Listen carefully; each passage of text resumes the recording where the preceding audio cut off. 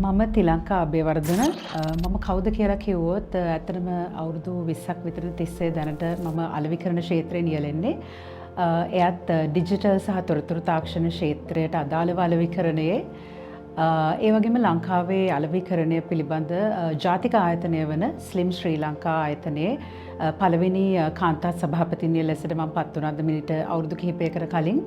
එතකොට රැකියාවක් හැටියට ගත්තොත් මම මයික්‍රොසොෆ්ට් ආයතනයේ ආසියානු කලාපයේ දැනට Azure Cloud කියන ඒ බිස්නස් ගෲප් එකට අදාළව අලෙවිකරණයේ යෙදෙනවා. හැබැයි මේ හැම දෙයකටම උඩින් මම හැම වෙලේම හඳුන්වන්න කැමතියි මම අම්මා කෙනෙක්. මට අවුරුදු 5ක දුවෙක් ඉන්නවා. ඉතින් ඉංග්‍රීසියෙන් කියනවා නම් මම හැම වෙලේම මාව හඳුන්වලා දෙන්නේ I'm a mom, I'm a marketer and a Microsoftie කියලා. කිසිම දෙයක් ලේසි නෑ ජීවිතේ. ඒක කාන්තාවට විතරක් පොදු දෙයක් නෙවෙයි. හැම වෙලාවම ඕනෙම දෙයක් අභියෝගාත්මකයි. මං හැම වෙලේම හිතන්නේ you have to take one day at a time. ඒ කියන්නේ අවුරුදු 5 විෂන් එකක් තිබුණත් අවුරුදු 10ක් මොනද ඒ ප්ලෑන් එක තිබ්බත් you have to take one day at a time. ඒ දිනදා දවසට ප්ලෑන් එකක් තියෙන්න ඕනේ කොහොමද කරන්න කියන එක. ඒක පළවෙනිම දේ. ඒ කියන්නේ එහෙම නැත්තුව අපි ඕනවට වඩා ඒක ස්ට්‍රෙස් එකක් හැටියට අරගත්තොත් එහෙම මං හිතන්නේ ප්‍රශ්නය විසඳනවා වෙනුවට ප්‍රශ්නය තවදුරටත් වැඩි වෙන්න තියෙන chance එක වැඩි. ඒක තමයි පළවෙනි දේ. one day at a time. දෙවෙනි කාරණාව තමයි මං හිතන්නේ support system එකක් අවශ්‍යයි. ඒක මං හිතන්නේ කාන්තාවන්ට විතරක් අදාළ දෙයක් නෙවෙයි. නමුත් විශේෂයෙන්ම කාන්තාවන්ට දැන් අම්මා කෙනෙක්ට ඒතර තමන්ට දරුවන් ඉන්නවා නම් ඒ ගමන්ම තමන් රැකියාවක් හෝ ව්‍යාපාරයක් එහෙම කරන කෙනෙක් නම් සපෝට් සිස්ටම් එකක් අනිවාර්යෙන් අවශ්‍යයි. ඒ සපෝට් සිස්ටම් එක ඔබට ගැලපෙන්නේ මොකක්ද කියන එක දන්නේ ඔබ තමයි. ඒක සමහර වෙලාවට තමන්ගේ පවුලේ අම්මා තාත්තාගෙන් වෙන්න පුළුවන්, තමන්ගේ ළඟම පවුලේ ඥාතීන් වෙන්න පුළුවන්, වැඩ කරන කෙනෙක් වෙන්න පුළුවන්, ඩේ කෙයා එකක් වෙන්න පුළුවන්. ඒක හැබැයි කිසි කෙනෙක්ට කියන්න බෑ මේක තමයි අයිඩියල්ම සපෝට් සිස්ටම් එක කියලා. නමුත් ඔබේ රැකියාවට ගැලපෙන සහ ඔබේ ලයිෆ් ස්ටයිල් එකට ඔබේ ජීවන රටාවට ගැලපෙන සපෝට් සිස්ටම් එක ඔබ තමයි තීරණය කරන්න ඕනේ. එතකොට මම හිතන්නේ පළවෙනි කාරණාව අර මම කිව්වාගේ one day at a time. දෙවෙනි කාරණාව තමයි සපෝට් සිස්ටම් එක. තුන්වෙනි කාරණාව තමයි අපි හැම වෙලාවෙම හිතන්න ඕනේ දෙයක් තියෙනවා. අපි අර ශ්‍රමදායකත්වය කියන කාරණාවට එද්දී අපි මේකෙන් මෙහෙම තමන්ගේ රැකියාව තමන්ගේ ව්‍යාපාරයක් කරගෙන යද්දී කිසිම කෙනෙක්ට ඒක ලේසි නෑ. නමුත් එතනදී ඒ අමාරු දේ අතාරිනවද නැත්නම් අමාරු දෙයට විසඳුමක් හොයනවද කියන එක තියෙන්නේ අපේ අතේ. ඒ වගේම මම අම්මා කෙනෙක් හැටියට මම දන්න දෙයක් තමයි ළමයින්ට එක් වයසේදී තමන්ගේ දෙමව්පියන් ඕනේ වෙන්නේ එක එක විදිහට. ඒ කියන්නේ ඉපදිච්ච ගමන් දරුවට තමන්ගේ අම්මව ඕනේ විදිහ තමන්ගේ තාත්තා ඕනේ විදිහ ඊළඟට මාස 3ක් යද්දි 6ක් යද්දි අවුරුද්දක් වෙද්දි 2ක් වෙද්දි 5න් ඉස්කෝලේ යන්න පටන් ගනිද්දි එතකොට ඒ ළමයා සමාජයට නිරාවරණය වෙද්දි ඒ ළමයා තවදුරටත් සමාජයේ කොටස්කරුවෙක් වෙද්දි දෙමව්පියන්ගේ ඒ ළමයාගේ ජීවිතයේ තියෙන කාලයත් ඒ අනුව වෙනස් වෙනවා. එතකොට සමහර වෙලාවට ඔබ දරුවා ඉපදිච්ච ගමන් හිතනවා නම් මම දැන් මේ වෙලාවෙම රස්සාවෙන් අයින් වෙලා මම පැය 24ම ඉන්න ඕනේ කියලා ළමයා අපි හිතමු 2 වසරට 3 වසරට ඇවිල්ලා පාසලේ හවස 2-3 වෙනකල් කරද්දී එතනින් එහාට ඔබ මොකද්ද කරන්නේ ඔබට තියෙන ඉතුරු කාලයෙන්. ඒ නිසා හැම වෙලාවෙම හිතන්න ඕනේ කාරණාවක් තමයි මේ ප්‍රශ්නෙකට ඒ වෙලාවේ විසඳුම හොයද්දී ප්‍රශ්නෙන් අපි පලා යනවට වඩා හොඳම දේ ඒ ප්‍රශ්නෙට ගැළපෙන විසඳුම ටිකක් දීර්ඝකාලීනව අනාගතයටත් එක්ක හිතන විදිය. එතකොට ඔබට ඇත්තටම තේරෙනවා දැන් අද මේ ප්‍රශ්නේ මෙහෙම වුණාට මේක සමහරට අවුරුද්දකින් දෙකකින් වෙනම තැනක තියෙන්නේ කියලා වෙනස් විදිහේ පිළිතුරක් ඒකට හොයාගන්න. පරමාදර්ශී චරිතය එහෙම නැත්නම් මම හිතන්නේ රෝල් මොඩල් එකක් ගැන කතා කරද්දී ඒක ඇත්තටම වැදගත් දෙයක්. මොකද ගොඩක් සමීක්ෂණ වලින් හෙළි වෙලා තියෙනවා මේ අර මම මුලිනුත් කිව්වා වගේ කාන්තාවන්ව බොහෝ විට ශ්‍රම බලකායට ගන්න සහ එකෙන් හැල්ලිලා යන්නේ නැතුව තියාගන්න ඒ ගැටලුවේදී රෝල් මොඩල්ස් අඩුකමත් ප්‍රශ්නයක් කියලා. ඒ කියන්නේ සමාජයෙන් හැම වෙලෙම කියනවා මේක වට කරන්න බැරි වෙයි, ළමයෙක් ඉන්නවනම් මේක කරන්න අමාරුයි කියන එකට එක උත්තරයක් තමයි රෝල් මොඩල්. ඒ කියන්නේ එහෙම කරපු අය දකින්න ලැබෙන එක. ඒක ඇත්තටම කාන්තාවන්ට විතරක් නෙවෙයි. එතනදී අපි හිතමු ඉංජිනේරු ක්ෂේත්‍රයට යන්න කෙනෙක් බලාපොරොත්තුෙන් ඉන්නවා නම් ඒ දේ කරපු ඉංජිනේරුවෙක් දැක්කම අපි හිතමු නාසා ආයතනය වේවා, අපි හිතමු අභ්‍යවකාශ විද්‍යාව වගේ අපි නිතර හිතන්නේ නැති දෙයක් ගැන හිතුවොත් එහෙම කෙනෙක් දැක්කම අපිට අභිප්‍රේරණයක් ලැබෙනවා. ඒ කියන්නේ මොටිවේෂන් එකක් ලැබෙනවා. හරි මමත් කැමතියි මේ වගේ කෙනෙක් වෙන්න කියලා. ඒක කාන්තා පිරිමි කියලා වෙනසක් නැහැ. ගෑනු ළමයි පිරිමි ළමයි ඕනෙම කෙනෙක්ට මොටිවේෂන් එකක් ලැබෙනවා. තමන් ඒ වගේ රෝල් මොඩල් එකක් දැක්කම. එතනදී කාන්තාවන්ටත් වෙන දෙයක් තමයි බොහෝ විට සමාජයෙන් නිතරම කිව්වොත් එහෙම නෑ මේක කරන්න බෑ වර්ක් ලයිෆ් බැලන්ස් එක කරන්න අමාරුයි මෙහෙම වෙනවා කියලා. එතනදී අය කඩා වැටෙනවා සහ ඒක ගැටලුවක් බවට පත් වෙනවා. එතනදී රෝල් මොඩල්ස් බොහෝ දුරට සමාජයට අත්‍යවශ්‍යයි. එහෙම කරන්න පුළුවන් බව පෙන්වන්න. ඒ කියන්නේ අම්මා කෙනෙක් වෙලා ඉන්න ගමන් ඉහළ තනතුරු දරන්න පුළුවන් බව, ඒ වගේම තමන්ගේම ව්‍යාපාර පටන් ගන්න පුළුවන් බව, ඒ දේවල් කරන්න පුළුවන් හොඳ අම්මා කෙනෙකුත් වෙන ගමන් ඒ බැලන්සිං ඇක්ට් එක කරන්න පුළුවන් කියන එක සමාජයට පෙන්වන රෝල් මොඩල්ස් අවශ්‍යයි. එතනදී අවුරුදු 10ක් 20ක් පිටිපස්සට වගේ නෙවෙයි අද බලද්දි එහෙම කාන්තාවන් සෑහෙන ඉන්නවා.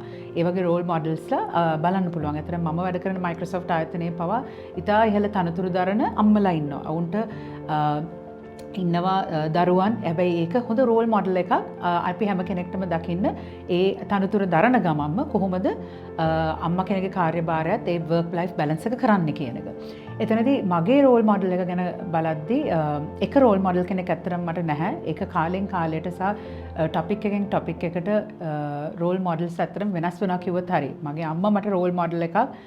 මගේ දරුවට අම්මා කෙනෙක් වෙද්දි මම එතනදී ඒ රෝල් මොඩල් තමයි මගේ ඔළුවට පළවෙනියටම එන්නේ. ඊට පස්සේ රැකියාව පැත්තෙන් බැලුවම මට සෑහෙන්න ඉන්නවා බලන පැත්තේ ඉන්නවා ඉතාම ඉහළ තනතුරු දරන කාන්තාවන් අම්මලා දෙන්න තුන් දෙනා හතර දෙනා ළමයි ඉන්න වීකෙන්ඩ් එකට බේකින් කරනවා සතියේ දවස්වල ඉතාම ඉහළ තනතුරු දරන ඩිමාන්ඩින් රෝල්ස් කරන කාන්තාවන් රෝල් මොඩල්ස් හැටියට පේන්න ඉන්නවා. ඊළඟට මම පොතක් හැටියට ගත්තොත් මම බොහොම මගේ ලයිෆ් එක චේන්ජ් කරපු පොතක් තමයි ලීන් ඉන් කියන පොත. ෂෙරිල් සෑන්බර්ග් ලියපු. එහි ඇත්තරම සෑහෙන දේවල් මේ ටොපික් එක ගැන කියන කාන්තාවන්ගේ දායකත්වය කොහොමද ශ්‍රම බාලකායට ගන්න කියන කාරණාව ගැන සෑහෙන අය කතා කරලා තියෙනවා. මේ ආර්ථික වර්ෂයෙන් ගෙදර කටයුතු මැනේජ් කිරීම පැත්තෙන්. ඒතර ඒ පොත මම හිතනවා ලයිෆ් චේන්ජින් බුක් එකක් කියලා. ඇත්තටම රෙකමන්ඩ් කරනවා කාන්තා පිරිමි වෙනසක් නැතුව ඒ පොත කියවන්න කියලා. ඒ අයගේ කතාවත් ඇත්තටම ලොකු මොටිවේෂන් එකක් මට වුණා. ඉතින් එතනදී එක රෝල් මොඩල් කෙනෙක් කියලා නෑ. මම හිතන්නේ කාලෙන් කාලෙට මම යන ෆෝරම්ස් වල මම දකින සමහර කාන්තාවන් කරන දේවල් දැක්කම මම පුදුම විදිහට පුදුමයටපත් වෙනවා සහ මට ඒ කෙනා රෝල් මොඩල් කෙනෙක් වෙනවා. ඒ නිසා මගේ උත්තරේ නම් රෝල් මොඩල්ස් ගොඩක් මට ඉන්නවා. එක එක ටොපික් එකේ හැටියට එක එක ක්ෂේත්‍රයේ හැටියට බොහෝ අය මාව මොටිවේට් කරලා තියෙනවා මේ ගමනේ. ඔව් අලෙවි කරන ක්ෂේත්‍රය තමයි මම අවුරුදු 20ක් දැනට රැඳිලා ඉන්නේ. මම හිතන්නේ අලෙවි කරන ක්ෂේත්‍රයක් දැන් සෑහෙන මම ස්ටුඩන්ට් කෙනෙක් හැටියට ඉගෙන ගත්ත කාලේ මම ශිෂ්‍යයෙක් හැටියට හිටපු කාලේ සහ අද බලද්දි හැමදේම වෙනස් වෙලා තියෙනවා. සෑහෙන කාලයකට කලින් කිව්වේ අලෙවි කරුවෙක් කියන්නේ මේ එස්කිමෝ කෙනෙක්ට ෆ්‍රිජ් එකක් විකුණන්න පුළුවන් කෙනෙක් කියලා. අද ඒ කතාව කිසිම කෙනෙක් කියන්නේවත් නැහැ. මොකද ඒක නිකන් හරියට අනවශ්‍ය දෙයක් කෙනෙක්ට කොහොම හරි විකුණුවා වගේ වෙනවා. එහෙම නෙවෙයි. අද අලෙවිකරණය කියලා කියන්නේ ඇත්තටම බ්‍රෑන්ඩ් එකක් බිල්ඩ් කරන එක. සමහර බ්‍රෑන්ඩ්ස් තියෙනවා රටක දලදේශීය නිෂ්පාදනයට වඩා වටින බ්‍රෑන්ඩ්ස් තියෙනවා. මම මේ බ්‍රෑන්ඩ්ස් කියන්න යන්නේ නැහැ මෙතනදී. නමුත් ඔබ හොයලා බැලුවොත් සමහර බ්‍රෑන්ඩ්ස් වල වටිනාකම සමහර රටවල් වල දලදේශීය නිෂ්පාදිතයටත් වඩා වැඩි. ඒතර ඒක කරන්නේ අලෙවිකරුවෙක්. ඒ කියන්නේ පාරිභෝගිකයාගේ මනසේ ඒ බ්‍රෑන්ඩ් එක පොසිෂන් කිරීම තමයි ඇත්තටම අලෙවිකරුවෙක්ගේ පළවෙනිම කාර්යභාරය වෙන්නේ. එතනින් එහාට බොහෝ දේවල් තියෙනවා අලෙවිකරණ ක්ෂේත්‍රයේ. එතනදී මම හිතන්නේ අපි බොහෝ වෙලාවට මම මේක කියන්නේ මේක කාන්තා දිනය පිළිබඳ විශේෂ වැඩසටහනක් වුණත් කාන්තා පිරිමි ભેදයකින් නැතුව ભેදයකින් තොරව ඉස්කෝල වලින් එළියට එන ගැහැණු ළමයින්ට සහ පිරිමි ළමයින්ට අපි තවමත් ක්ෂේත්‍ර කීපයක රැකියාවන් විතරයි පෙන්눔 කරන්නේ. නමුත් තාමත් කාලයකට කලින්ම කියපු රැකියාවන් වගේ නෙමෙයි. නමුත් දැන් ටිකක් ඒක ඇඩ් වෙලා තියෙනවා. නමුත් තවමත් එතනින් එහාට හොරයිසන්ස් ඒ කියන්නේ වැඩි වෙලා නැහැ. මේ වගේ ක්ෂේත්‍රයන් තියෙනවා කියන එක තාම දැනුවත් කරන්න ඕනේ. එතනදී අලෙවිකරණය කියලා කියන්නේත් ඒ වගේම ක්ෂේත්‍රයක්. තමන් ආයතනයක හාට් එක වගේ අලෙවිකරණ ක්ෂේත්‍රයට නියැලෙනවා නම් සහ පාරිභෝගිකයන් රඳවා තබා ගන්න පාරිභෝගිකයන්ගේ මනසේ ඒ බ්‍රෑන්ඩ් එක හරියට පොසිෂන් කරන්න මාකටර් කෙනෙක්ට තමයි පුළුවන් වෙන්නේ. එතනදී මේක හොඳ ක්ෂේත්‍රයක් ගැහැණු පිරිමි ભેදයකින් තොරව ඕන කෙනෙක්ට එන්න. ඒ වගේම මෙතනදී අද කාන්තා දින එඩිෂන් එක හින්දා මම තව දෙයක් කියන්නම්. අලෙවිකරුවන්ටත් ලොකු වගකීමක් තියෙනවා මෙතනදී. මේ සමාජයේ තියෙන සමහර ස්ටීරියෝටයිප්ස් වෙනස් කරන්න. මොකද මේ කාරණාවේදී මමත් අලුවෙකරුවෙක් හැටියට කිව යුතුම දෙයක් තියෙනවා. තවමත් සමහරලාට ඇඩ්වර්ටයිසිං වලින් අපි පරණ මතිමතාන්තර සමාජගත කරන එක අපි දැන් නවත්තන්න ඕනේ සහ අලුත් දේවල් ගැන කියන්න ඕනේ. උදාහරණයක් හැටියට මම කියන්නම් නැන්දම්ම ලේලිලාගේ ප්‍රශ්න තවමත් අපි ඇඩ්වර්ටයිසිං වලට අවශ්‍යද? ඒ වගේම තවමත් ගෙදර ඉඳන්ම මහත්තයාට තේකේ ඉඳන් හදලා දෙන හස්බන්ඩ් කෙනෙක් විතර තේකේ ඉඳන්ම හදලා දෙන වයිෆ් කෙනෙක් විතරක්ද අද අපි පෙන්වන්න ඕනේ. අද අම්මලා තාත්තලා හරියට ජීවිතේ බෙදාගෙන වැඩ කරනවා. එතකොට අපේ ඒ ජීවිතය තමයි අපිට ඇඩ්වර්ටයිසිං වලින් පෙන්නලා තව අපිට අර කිව්වා වගේ මොටිවේෂන් එකක් දෙන්න පුළුවන් සමාජයට කොහෙටද අපි යන්න ඕනේ කියලා. ගෑනු ළමයෙක් එන්ජිනියරින් කියන රෝල් එක හිතන්නේ නැත්නම් ඒ ළමයාට පෙන්වන්න පුළුවන් ඔයාගේ ගමන අභ්‍යවකාශය දක්වා යන්න දුරයි කියන එක. එතකොට මේ හැමදේම කරන්න පුළුවන් විදිහේ පවර් එකක් බ්‍රෑන්ඩ්ස් වලට සහ අලෙවිකරුවන්ට තියෙනවා. එතනදී මං හිතන්නේ අලෙවිකරණය පැත්තෙන් කාන්තාවන්ගේ සහ ඇත්තටම ගෑනු ළමයි විතරක් නෙවෙයි පිරිමි ළමයින්ටත් සමහර පිරිමි ළමයින්ට තියෙන ප්‍රශ්න එක වෙන විදිහකට. නිකමටවත් කඳුලක් හැලන්න දෙන්නේ නැහැ කියනවා. ආ පිරිමි ළමයි ඇයියෝ ආඩන්නේ කියලා. හැඟීම් ප්‍රකාශ කරන්න දෙන්නේ නැහැ. එතෙන්දී ඒ ළමයි හැඟීම් හංග ගන්න පුරුදු වෙනවා. ඒතකොට ගෑනු පිරිමි ભેදයකින් තොරව ළමයෙක්ට ඒ අපිට මේ මොටිවේෂන් එක දෙන්න පුළුවන් නම් අලෙවිකරණය හරහා එයා කැමති ක්ෂේත්‍රය තෝරගන්න. ඒ වගේ මර කිව්වා වගේ පරම්පරා ගානක් මේ ඇදුණු මේ මතවාද සුණු විසුණු කරලා දාන්න අලෙවිකරුවන්ට ඒක කරන්න පුළුවන්. ඉතින් මම දකිනවා සමහර බ්‍රෑන්ඩ්ස් ඇත්තටම ඒක අරගෙන තියෙනවා. ඒක මම ඇත්තටම ස්ලිම් ආයතනයේ සභාපතිනි හැටියට අවුරුදු කීපයකට කලින් ඉද්දිත් මම දිගින් දිගටම කියපු කාරණාවක් බ්‍රෑන්ඩ් එකේ පවර් එක සහ අලෙවිකරුවාගේ අලෙවිකරණය පිළිබඳ පවර් එක යූස් කරලා සමාජය හරි දිශානතියකට යොමු කරන්න ඕනේ කියන එක.